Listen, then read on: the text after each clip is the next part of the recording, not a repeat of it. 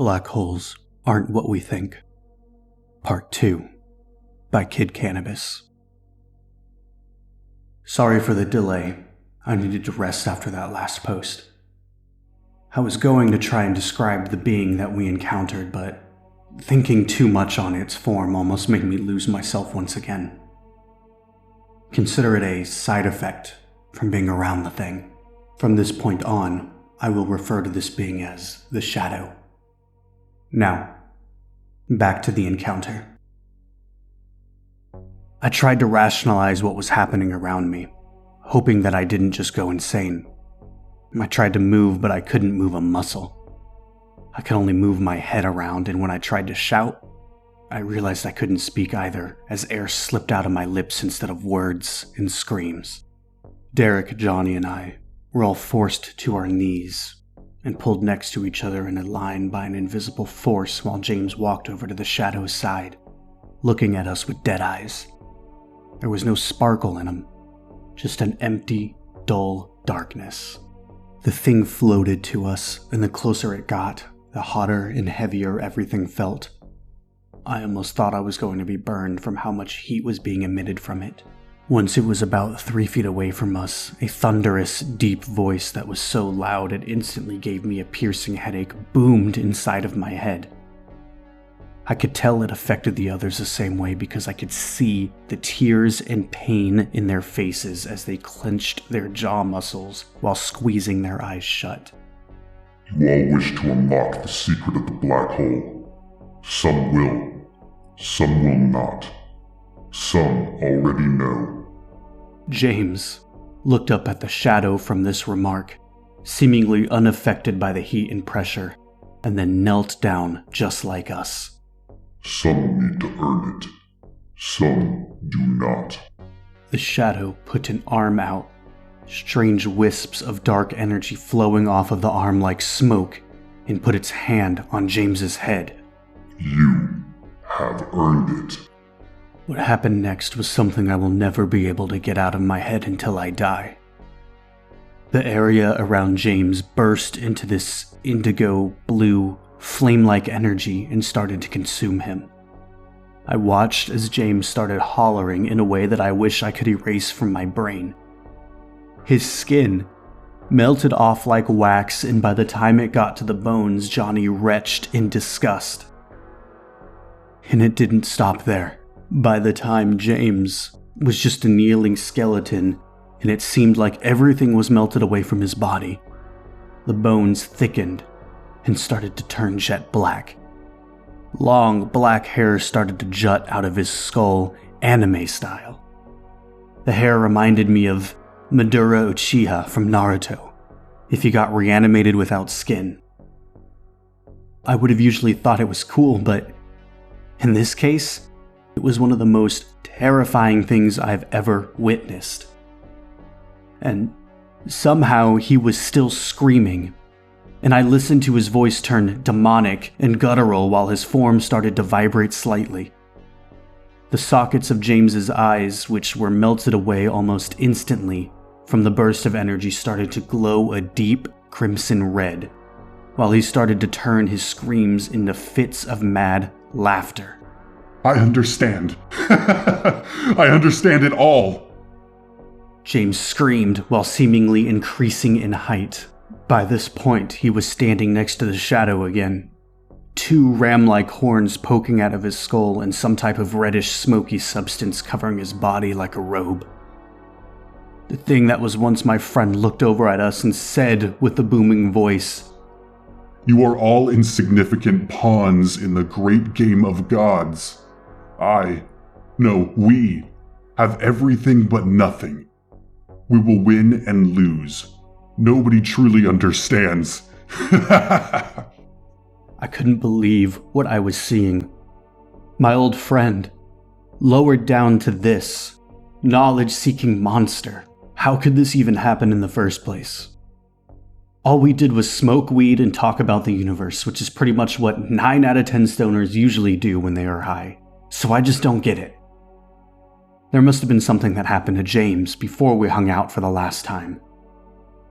As I was thinking about how this came to be, I heard Derek spit out something that would have made me slap him if I wasn't paralyzed.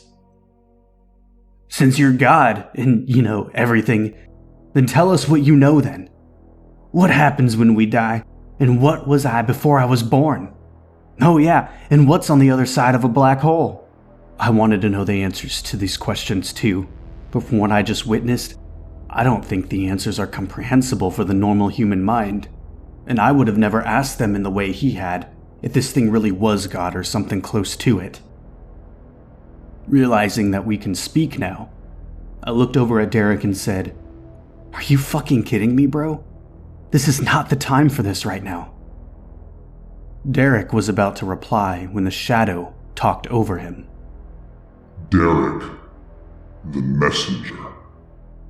I am not God, but I will give you the answers you seek. The shadow pointed at Derek, and within seconds I started to see tears flow down his face. Oh, I see. I couldn't tell what Derek was feeling. He seemed sad but happy at the same time. I see, Derek said again, tears still flowing down his cheeks. He got calm and became distant, as if none of us were here and seemed like he was in a type of meditative state. Johnny and I both tried calling his name, but he was ignoring us, or not hearing us at all. The shadow looked over at Johnny. Its voice sounded slightly inquisitive as it said, Johnny, the wild card. Your destiny is not set. Johnny looked confused. Wild card? The shadow then looked over to me. Carter, the righteous one.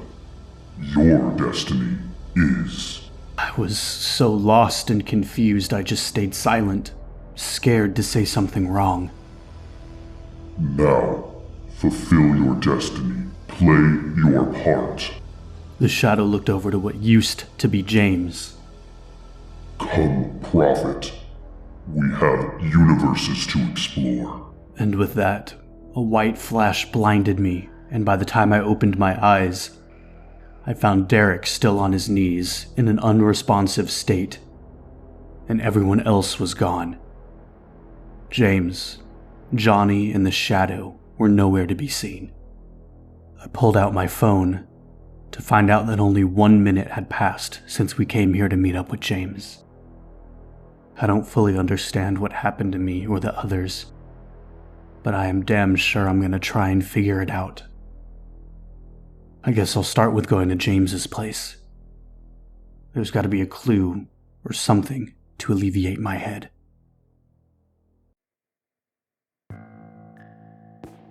Hello all.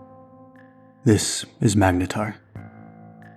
I'm reaching out through the void today just to ask that anybody here who is a writer and has any sci-fi stories and would like me to highlight them and their writings on this channel, please feel free to comment below or email me at the email in my description. Of course, you can also reach me via Twitter.